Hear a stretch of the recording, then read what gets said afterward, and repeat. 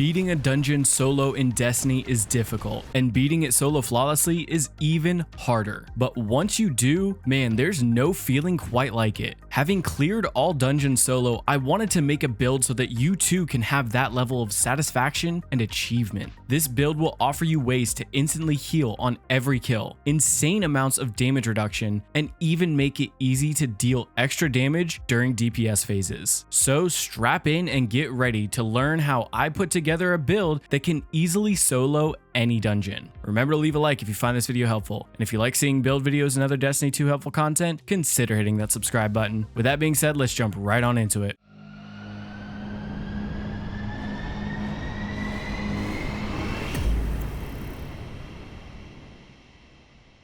When it comes to soloing a dungeon, there are 3 things that you need to think about. Number 1, do you have the ad clearing potential to make it to DPS phases? Number 2, do you have the survivability to last in both the DPS phase and the ad clearing phase? And number 3, can you deal enough damage to not have to go through extra damage phases? So the first part I wanted to tackle was the survivability. While I love running both Hunter and Titan builds, Warlocks take the cake when it comes to survivability. Warlocks have access to Song of Flame to get 90% damage reduction, constant healing rifts to stay alive during damage phases, and even access to Devour, which will fully heal you on kills. So now that I've taken care of the survivability, I wanted to address the ad clearing portion, since this can be an easy place to die. I'm landing on Prismatic Warlock so that I can take some of the strongest ad clearing abilities in the game, including the Storm Grenade with Devour and Arcane Needle to create tangles. And finally, I wanted to add in a few ways to squeeze out some extra damage to hopefully cut down on how many damage phases I actually need. I'm bringing Facet of Courage and Dominance paired with Hellion to accomplish this goal. When it comes to the exotic, class items are the best, but I do have a backup for you. If you have an exotic class item with Spirit of Inmost Light in the first column and either Spirit of Star Eater or Harmony, then you're good to go. Otherwise, I would run Mantle of Battle Harmony to not only rapidly get back your super, but also gain Weapon Surge on kills. Remember that when running Harmony, you will want to run a solar weapon as your primary weapon to not only get that Weapon Surge, but also get that extra super energy. So let's dive into the build and break down how it works. First off, for your super, you are taking Song of Flame. When running solo in a dungeon, your goal is to try and keep Song of Flame for DPS phases, though the most important thing is to survive. So you can pop it to save your life since it offers you that 90% damage resistance. For the abilities, normally I like to run Phoenix Dive, but we can bring Healing Rift instead so that during the damage phase, we can pop it to deal damage and not have to worry about dying just by standing in our rift. And for the melee, I'm taking Arcane Needle. This is the clear choice since it offers you ways to proc Unravel to deal extra damage, and it even has 3 charges. As for the grenade, I thought about bringing the Vortex Grenade, though the Storm Grenade has a shorter cooldown, and it'll offer you a way to proc Jolt to add even more damage. As for the aspects, Feed the Void is the clear winner for the aspects. This allows you to get an ability kill to proc an enhanced version of Devour. Once you have that Devour active, with every kill you get 15 to 40% grenade energy, and you'll be fully healed. This is huge for surviving, especially in the ad clearing portions of the dungeon, and will mean you get to throw even more grenades. For the second aspect, I'm bringing Hellion. This makes it so that whenever you use your class ability, you create a solar buddy that will launch mortars at nearby enemies and eventually cause ignitions. This passive damage will equate to about 200,000 extra damage for each damage phase, which is huge. And since we will be the only one in the activity, we need to bring some fragments to help with survivability. I'm taking Facets of Protection and Purpose so that I get an extra 15% damage reduction whenever I'm surrounded. And whenever we pick up an orb, we get Restoration for 5 seconds. This will be super important when we get to the mod sections of this video. Then I want to take fragments that will boost the amount of damage that you can do. So I'm bringing Facet of Dominance. Now our Storm Grenade will jolt targets, and more importantly, our Prismatic Grenade will weaken targets. So we can either throw a normal grenade on the boss to cause jolt and deal extra damage, or when we are transcendent, we can throw one of those prismatic grenades at the boss to cause a weaken that will give us an extra 15% damage from all sources. This is also why I take Facet of Courage. Now we can use our Arcane Needle to easily cause a darkness debuff, and all of our light-based abilities will deal 10% more damage. So finally, I take Facet of Honor. We have a ton of light-based abilities, so the main reason I'm taking this is for the 10% 10% bump in Darkness Transcendent energy whenever we pick up or destroy a Tangle. That way you can start getting back that Transcendent energy a bit quicker. So what does this look like in action? Well, you want to start every activity by getting an ability kill to proc Devour. From there, you can constantly throw your grenades to clear out enemies and start building that light-based Transcendent meter. Remember to use your powered melee to unravel targets so they not only take more ability damage, but will also create a Tangle, which you can use to clear out enemies and get a bump to your Darkness Transcendent energy. When prepping for that DPS phase, I like to have either my Transcendence or my super ready to go. If you plan on popping your super, make sure to use your powered melee beforehand to proc that Unravel and your class ability to spawn a solar buddy. Then you can either cycle between using a powered melee and your heavy, or just straight up use your heavy weapon. That is if it's a longer damage phase. If you don't have your super ready, you can pop your Transcendence, but try to remember to use all three abilities beforehand so that you can add in Jolt, Unravel, and spawn a solar buddy. Once Transcendent, your grenades will weaken the boss, so make sure to throw them often. And a helpful tip, you can also use a powered melee to speed up the process of getting your grenade back. When you're Transcendent and standing in a healing rift, you should have a solid 15 seconds where you don't really have to worry about dying. If you're still in a damage phase and you don't have a healing rift, super, or Transcendence, you can either choose to play it safe, or you can still kill enemies to fully heal you when you have Devour active. When it comes to improving the build, for stats, I aim for 100 resilience as my #1 option. I then like to run 100 discipline and about 70 strength. Any leftover stats can be split between my intellect and my recovery. That way we can have super high uptime on our grenade and our melee, but also get that 30% extra damage resistance. As for the armor mods, for our helmet mods, first I like to take a siphon mod that matches your primary weapon to help create a ton of orbs and consistently gain restoration. And I also take ashes to assets so that grenade kills will give us more super energy. We will be spamming our grenades because we have that enhanced version of Devour, so this will help get your super back even quicker. And finally, I bring heavy ammo finder to help generate even more heavy ammo, since we will be the only ones dealing damage in a boss DPS phase. As for the gauntlet mods, I am taking firepower. Now your grenades will create an orb, but it does have a 10-second cooldown. And then I pair that with momentum transfer so that grenade damage will now give back some melee energy so that you can unravel targets more often. And I also bring harmonic dexterity so that we can save time when using our abilities and then swapping to our weapons during a DPS phase. This extra time could be the difference between putting out a bit more damage in each phase that could end up saving you from going into extra DPS phases. As for the chest mods, most dungeons will require you to run 3 resistance mods since you are solo. I like to match these to the enemies I'm facing in the encounter. So typically I run 2 elemental resistance and either concussive dampener or melee resistance. There are a few of the older dungeons where you could get away with swapping one of these out for a reserves mod, but since you're solo, the added damage reduction is always nice. As for the leg mods, since we are solo and the only one dealing damage, I want to run 3 weapon surge mods. I typically like to run Dragon's Breath, so I take 2 solar weapon surge to buff my heavy weapon, and 1 strand or stasis weapon surge to match my backup DPS weapon. But if you are running another heavy, like Whisper of the Worm, then I just run 3 weapon surges to match that heavy weapon. And for the class mods, I tend to run Bomber for the extra 12% grenade energy, but you could swap that out for Outreach if you want more melee energy. I then pair that with Time Dilation so that now we can hold a maximum of 45 seconds for our armor charge, which will make it easier for you to have your weapon surge active during damage phases. And finally, I bring Powerful Attraction so that now we collect any nearby orbs just by using our class ability, which is usually how we start a damage phase. This build will outlast this season as one of my favorite solo builds. However, there are a few artifact mods this season that will help this build out even more. I like to bring Radiant Orbs for that extra weapon damage and have Radiant active more often. I then also like to bring Galvanic Armor so that we can consistently take 30% less damage just by getting multi-kills with our grenade. I then also like to take Solar Fulmination so that the ignitions that you cause from your solar buddy will deal even more damage. I pair that with Shield Crush to deal even more damage and increase our grenade recharge rate. And then normally I bring Transference to gain more grenade and melee damage as well as energy back based on weapon kills while you're Transcendent. And if you are planning on using Whisper of the Worm or another sniper, you can drop Transference for Sniper's Meditation decapitation, and incendiary sniper rounds if it's a solar sniper. So taking a look at the weapons, since this build is for any dungeon, you can use the weapons that best match the boss you're facing. Though I do have two loadouts that I really like. My first loadout is for non-precision bosses. I like to run a rocket-based combo. I bring scatter signal with overflow and controlled burst in that primary slot as my backup DPS option. For the energy slot, I bring a solar primary with heal clip. So for me, this means nullified, which is a heavy burst solar pulse. As long as you have a heal clip weapon, you should be fine in this slot. And for the heavy slot, I bring Dragon's Breath. This rocket has one of the best damage per shot ratios and even pretty good DPS. And because it deals damage over time, you can even shoot a rocket and hide for a bit if you need to start that health regen. It really does feel like one of the best weapons for solo DPS. And the second loadout that I really like is for bosses that have an easy to hit crit. I love to run a sniper based combo. I bring a heavy hitting special like Scatter Signal or Name's Lance so that you can use this weapon to take down any mini bosses or tougher targets. I again bring a solar primary weapon with heal clip for that added survivability. And for the heavy slot, I bring Whisper of the Worm. On bosses like the final boss in Warlord's Ruin, you can absolutely cook with Whisper of the Worm, especially with this season's artifact perks. This build was so good that my first attempt at getting a recording, I had a solo flawless run of Warlord's Ruin. I knew this build would be strong, but I didn't expect it to feel as strong as it does. You put out massive damage, and it honestly feels incredibly hard to die with all the ways that we have to heal. But remember, mastering this build is only the beginning. Experiment with different combinations and tweak your loadout to suit your playstyle. If you found this video helpful or just enjoyed seeing a new perspective, feel free to like the video and comment down below what you might change or how you'd improve the Warlock version of the solo dungeon build. Keep an eye out for future videos as we continue to explore the ever-evolving world of Destiny 2. Until then, may the threads of fate be ever in your favor. This is Lucky Mech signing off. See you on the next adventure, Guardians.